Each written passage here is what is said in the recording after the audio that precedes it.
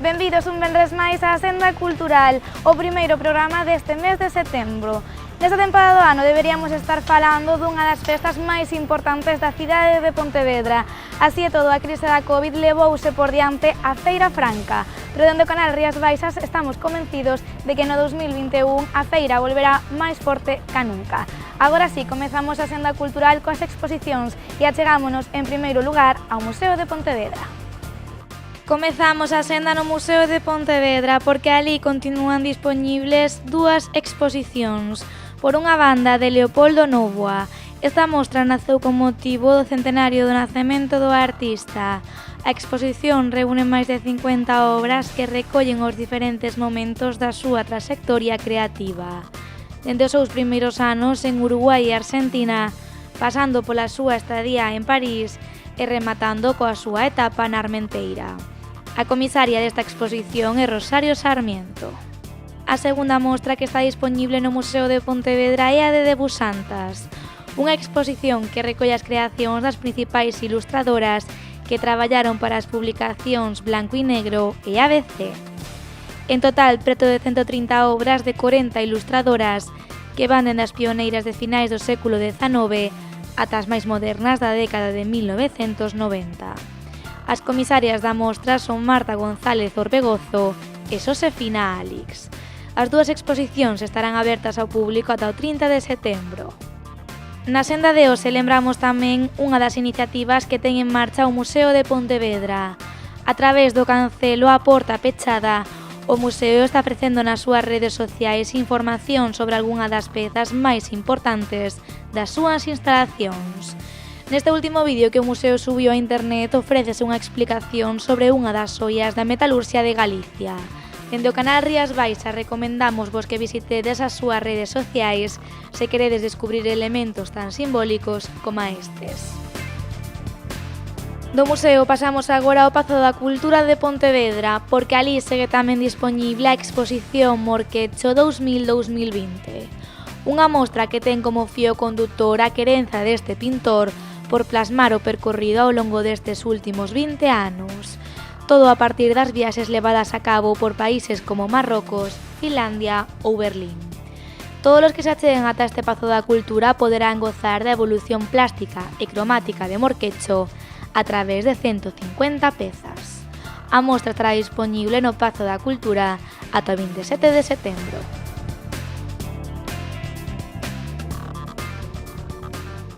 Na Alameda de Pontevedra podedes visitar tamén dúas exposicións. A primeira é Memoria dun confinamento, unha mostra que foi creada con 15 fotografías realizadas por varios veciños e veciñas da cidade durante os meses de confinamento. A segunda mostra titúlase 60 días de alarma e trátase dunha exposición do fotoxornalista Ramón Leiro. En total, 30 fotografías que resumen á perfección como viviron os pontevedreses e pontevedresas esta pandemia, dende os sanitarios pasando polos traballadores dos supermercados ata os membros de Protección Civil.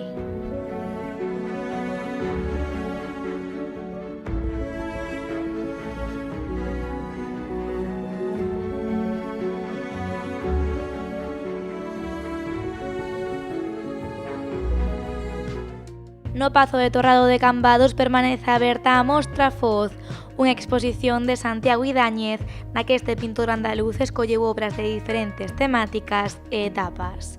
Por exemplo, un rostro humano, paisaxes, animais ou incluso unha montaxe con caixiñas recicladas coas que Idáñez pretende abrir unha ponte entre o norte e o sur de Europa. A exposición estará dispoñible ata o 20 de setembro.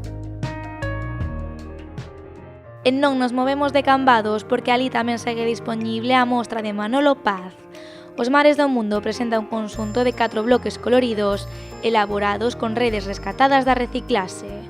Podedes visitar esta exposición esta fin de semana na Praza de Fefiñáns. A mostra estará aberta ata o 16 de setembro.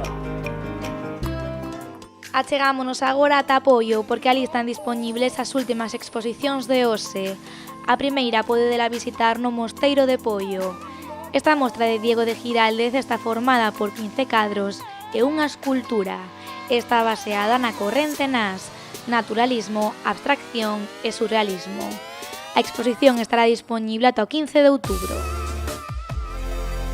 E no Centro Cultural Xaime Illa de Raso podedes gozar esta fin de semana da mostra Transitar a Ruína. Unha exposición de Neves Seara inspirada en Bosque Vermello, unha das obras da escritora e poeta de Combarro, Tamara Andrés. A mostra inaugurouse con motivo do 10º aniversario deste centro cultural e estará dispoñible ata o 25 de setembro.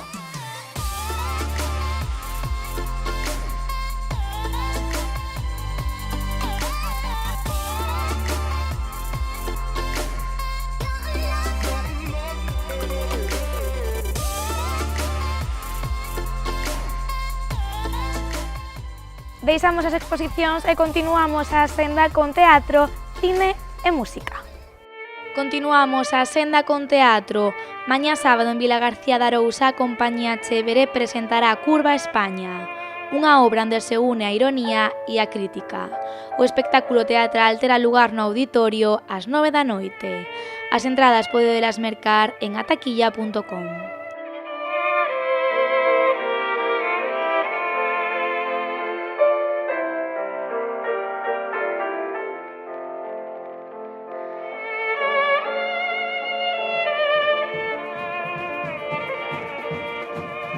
Do teatro pasamos agora ao cine.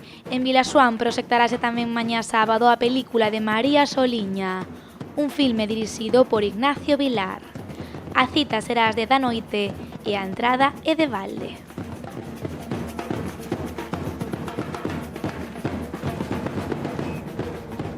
En Marín tamén haberá cine esta fin de semana. De feito, mañá sábado haberá cine e música coa banda sonora da película Nosferatu. A cita terá lugar no Parque Guren ás 10:30 da noite.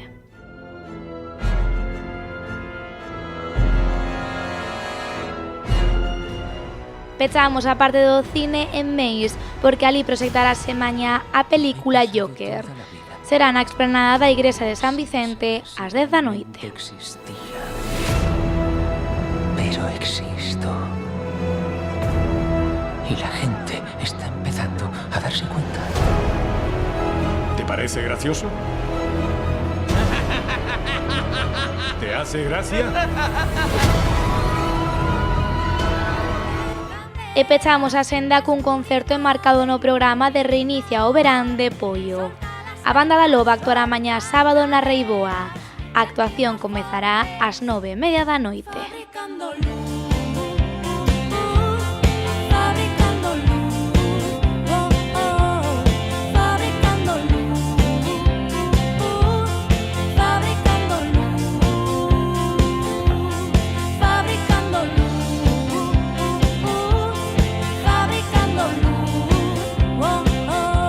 E ata aquí a senda cultural desta fin de semana. Nos volveremos o próximo venres á mesma hora con máis eventos e con máis cultura.